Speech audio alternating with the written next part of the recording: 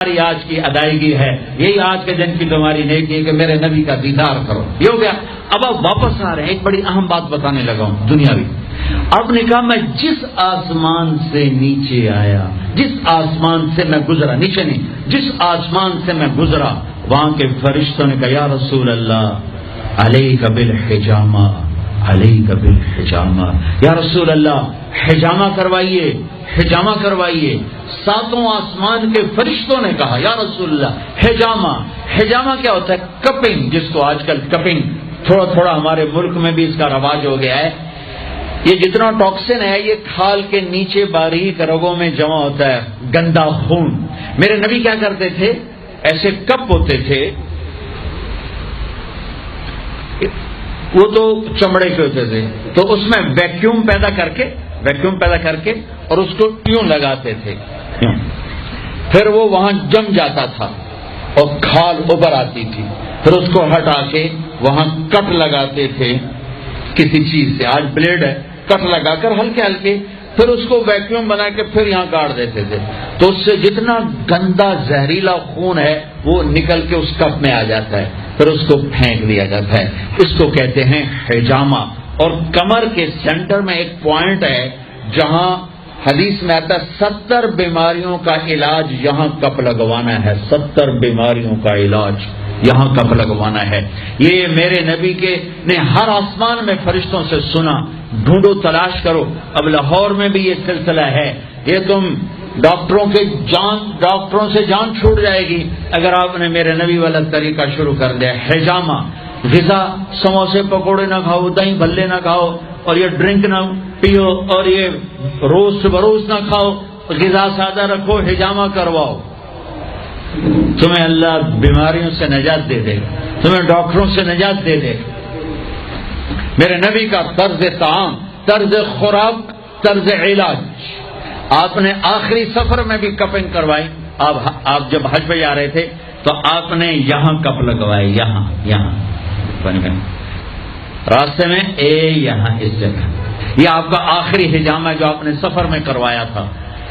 تو آپ کی مستقل عادت تھی کہ آپ حجامہ کرواتے تھے. کپنگ، وہ خون نکالتے ہیں، سارا باڈی کا خون گندا باہر نکل جاتا ہے اور پورا جسم فریش ہو جاتا ہے. بغیر دواؤں کے اللہ شفا یاب کر دیتا ہے. غذا سادہ کھاؤ، رات کو جلدی سوو، صبح جلدی اٹھو.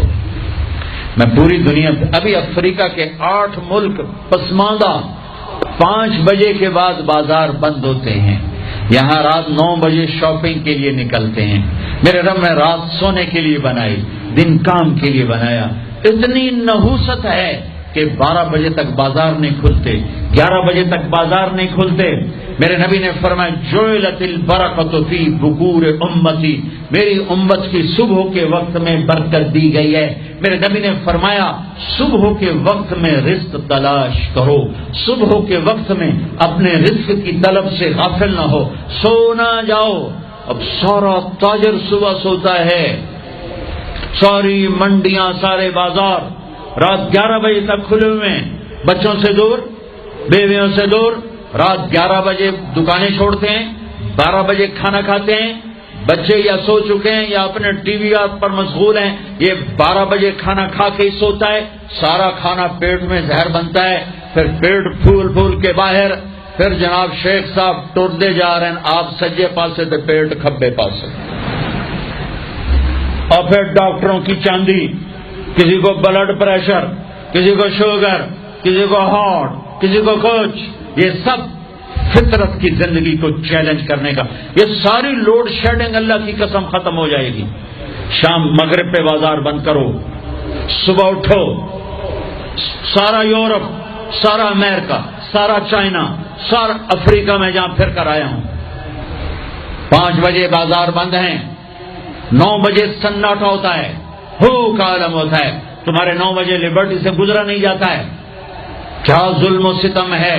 نہ دین جانتے ہو نہ دنیا جانتے ہو، نہ تم دین کے واقف ہو نہ دنیا کے واقف ہو. دنیا سے بھی جاہل ہو، دین سے بھی جاہل ہو. دنیا کا بھی ظلم کر رہے ہو، دین کا بھی ظلم کر رہے ہو. لا ثمرۃ بعد العشاء، میرے نبی نے فرمایا عشاء کے بعد کوئی مجلس نہیں ہے. سو جاؤ، تہجد میں اٹھو، 12 بجے کے بعد جو آدمی سوتے ہیں ان کے جسم کی ریپیئر ہوتی نہیں ہے. جو دن میں سوتے ہیں ان کے جسم نیند مستری ہے، پلمبر ہے، آپ کے پوری باڈی کی ریپیئر کرتا ہے نیند کا نظام. لیکن جب آپ 12 بجے کے بعد سوتے ہیں یا فجر کے بعد سوتے ہیں وہ کام ہی نہیں کرتا، وہ کہتا میری چھٹی میں نہیں کرنا. جب آپ 10 بجے سو جاتے ہیں وہ پورا ایکٹیو ہو جاتا ہے، پورے جسم کو چست کر دیتا ہے. جب آپ صبح 4 بجے اٹھو، 5 بجے اٹھو تو آپ تازہ ہوگے. رات کا جاگنا دن کا سونا نحوست. آپ کی بجلیاں تباہ پہلے ہی تھوڑی ہے، اوپر ساری رات کے دکانیں فنکشن. یہ تو اللہ حکومت کا بھلا کرے، یہاں کی حکومت کا کہ 10 بجے کا انہوں نے ڈنڈا چلایا تو خوش، ورنہ تو 10 بجے تو بارات کی تیاری ہو رہی ہوتی اور 1 بجے کھانا ہو رہا ہوتا تھا. جس امت کو اللہ نے وقت کی قدر سکھائی اسی امت نے وقت کو تباہ کر کے رکھ دیا. اور جس امت کے پاس قرآن نہیں، نبی نہیں، انہوں نے وقت کو کیش کر کے تمہیں غلامی کا توق پہنا دیا اور دنیا کو لیڈ کرنے کی طاقت اللہ نے ان کو دے دی. او بھائیو، نہ دنیا اچھی رہی نہ دین اچھا رہا. رات کو جلدی سو، فجر پڑھی جائے گی آرام سے، تہجد پڑھی جائے گی آرام سے. کچھ وقت اللہ کے قرآن کے ساتھ گزارو، کچھ اللہ کے نبی کی زندگی پڑھو، کچھ اللہ کے نبی کے فرمان پڑھو، نیک لوگوں کی ہسٹری پڑھو، اپنے اللہ کے محبوب بندوں کی تاریخ پڑھو، اولیاء کرام کی تاریخ پڑھو. اپنے ماں باپ کو عزت دو، شادی شدہ ہو بیوی کو عزت دو، بیوی خامد کو عزت دے، اولاد کو عزت دو، وہ عزت لوٹ کے تمہاری طرف آئے گی. یہ میرے نبی ایک پوری زندگی لے کر آئے، دنیا کا بھی بتایا، آخرت کا بھی بتایا، علاج بھی بتا گئے، کھانا بھی بتا گئے، زندگی بھی بتا گئے. اے میرے عزیزو، ایک خوبصورت زندگی ہے جس کو سیکھنے کی محنت ہو رہی ہے. یہ تبلیغ کا کام